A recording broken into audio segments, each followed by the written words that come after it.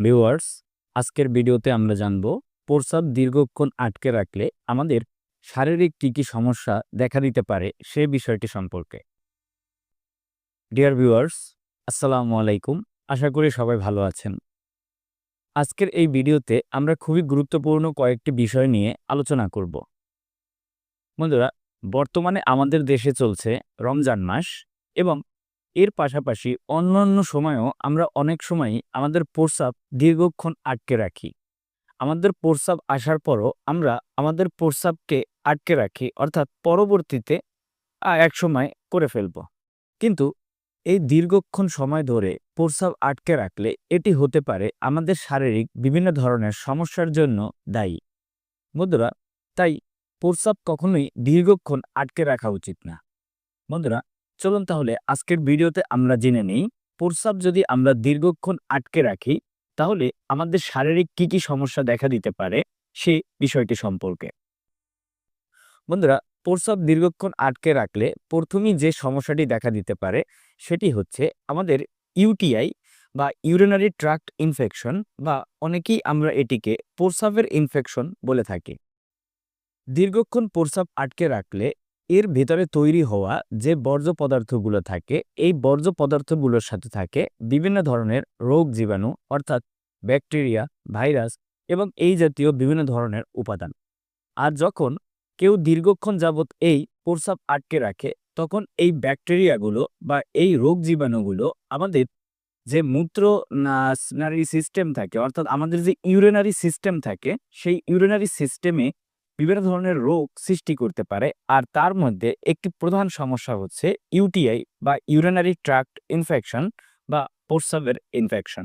তাই কেউ যদি দীর্ঘক্ষণ যাবৎ প্রস্রাব আটকে রাখে তাহলে তার ইউটিআই বা এই প্রস্রাবের ইনফেকশন হতে পারে। বন্ধুরা, এরপরে যে সমস্যাটি হতে পারে সেটি হচ্ছে কিডনির বিভিন্ন ধরনের সমস্যা। বন্ধুরা, আমাদের প্রস্রাবের সাথে সংশ্লিষ্ট হচ্ছে আমাদের ইউরিনারি সিস্টেম বা আমাদের মূত্রতন্ত্র। এই মূত্রতন্ত্রের মধ্যে যে অঙ্গগুলো রয়েছে তার মধ্যে রয়েছে কিডনি, ইউরিনারি ব্লাডার, ইউরেটার এবং ইউরেথ্রা।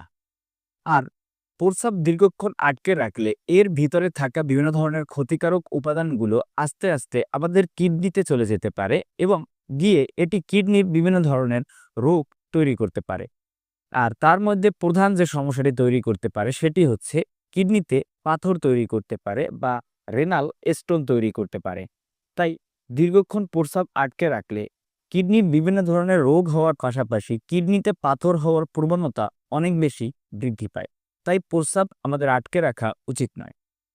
বন্ধুরা, এরপরে যে সমস্যাটি তৈরি হতে পারে সেটি হচ্ছে আমাদের পেলভিক ফ্লোরের যে মাংসপেশি থাকে সেই মাংসপেশি ক্ষতিগ্রস্ত হতে পারে। যখন কেউ দীর্ঘক্ষণ যাবৎ প্রস্রাব আটকে রাখার ফলে আমাদের যে ইউরিনারি ব্লাডার থাকে বা আমাদের যে মূত্রথলি থাকে, এই মূত্রথলি আস্তে আস্তে বড় হয়ে যায় এবং সাথে সাথে আমাদের যে পেলভিক ফ্লোরের মাসেল থাকে, অর্থাৎ যেগুলোর মাধ্যমে আমরা মূলত প্রস্রাব আটকে রাখি, সেগুলো প্রেশারাইজড থাকে বা চাপে থাকে।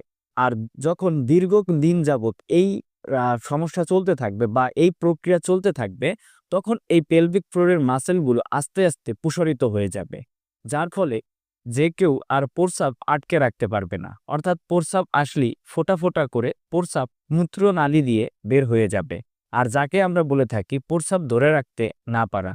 তাই দীর্ঘক্ষণ যাবৎ প্রস্রাব আটকে রাখার অভ্যাস যদি কারো থাকে তার একটি সময় পরে গিয়ে প্রস্রাব ধরে না রাখতে পারার সমস্যাও তৈরি হতে পারে। বন্ধুরা, এরপরে যে সমস্যাটি হতে পারে সেটি হচ্ছে প্রস্রাবের সাথে রক্ত যেতে পারে।